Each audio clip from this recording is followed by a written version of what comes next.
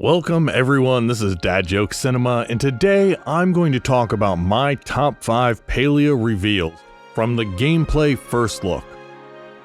The other day, Singularity 6 did a stream in which they took a first look at Palia's gameplay, character creation, housing, customization, skills, basically everything you'd want to see. The event included discussion from the game director, the narrative lead, and 2 producers.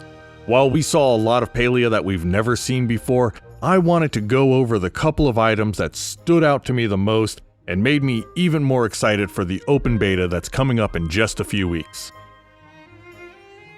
Number 1. Resource scarcity can be an issue in multiplayer games, especially when you have a lot of players around, and games have come up with a lot of options to deal with this, or not deal with it in some cases. In Palia, the scarcity will be handled by allowing resource sharing, meaning that anytime 2 or more people help with chopping down a tree, smashing a rock for ore, capturing an insect, or hunting an animal, every player involved will get a reward. This will encourage people to work together to gather materials more quickly. We also saw an instance where an item found in the world was gathered but left a ghost impression of where it had been. This is because the item will still be there for other players, so no one player can go and strip mine the whole area of something like sundrop lilies. Hopefully this means you won't ever run into a situation where you need a particular type of resource and find that someone has taken it all. Number 2. During the glider quest portion of this stream, lead producer Maxwell says that he doesn't like the process of growing and harvesting cotton, so he tends to just buy it from the general shop instead. Aiden, the game director, reiterates a key aspect of Palia, which is to play the way you want to play. If you don't want to hunt, or you don't like the gardening aspects, you can do other things to make money and use that money to buy the materials from the store in town. They aren't locking you into paths you have to stick to, or preventing you from crafting certain items or experiencing parts of the game because you don't want to partake in certain gameplay loops. Number 3.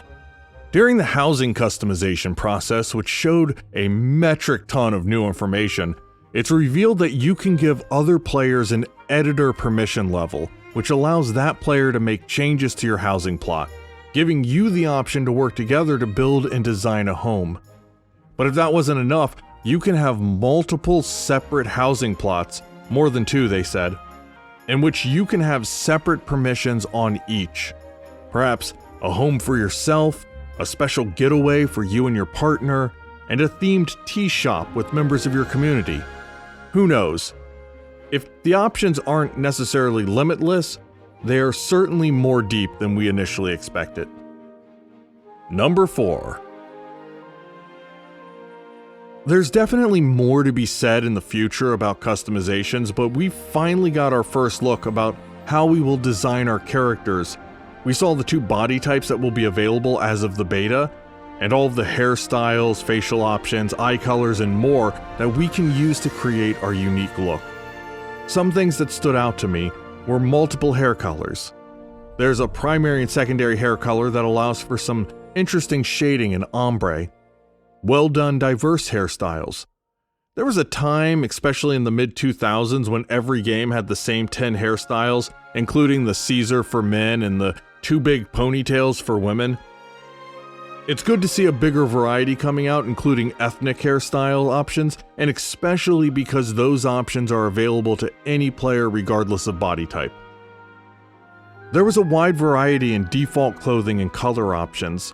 The choices you have to pick from when designing your character split your outfit into tops and bottoms, which unfortunately includes your shoes. I'd like those to be separate. But each option does have a number of color choices, which really creates a deep level of variety. And also glasses. There wasn't much, and there wasn't beards, unfortunately, but at least I get to wear my glasses. Number 5. If you saw the stream, you might have seen this coming. Just like the other skills that give you benefits for working with other players, fishing is no different.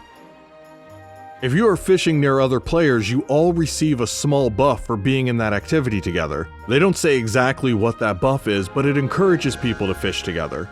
The real standout feature, though, is that you are also able to cheer someone on while they are fishing, which helps the other player and can even prevent failure if they're struggling to catch a fish.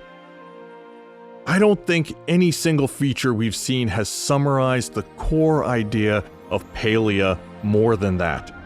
You see some random person in your instance just trying to catch a difficult fish, and you give them that little boost through a cheer, and it helps them out. You don't get anything in return, it's just a kind deed you can do to help out your neighbor. Well, that's it. Those are the 5 features that stood out as the most exciting to me. What was the highlight of the presentation for you?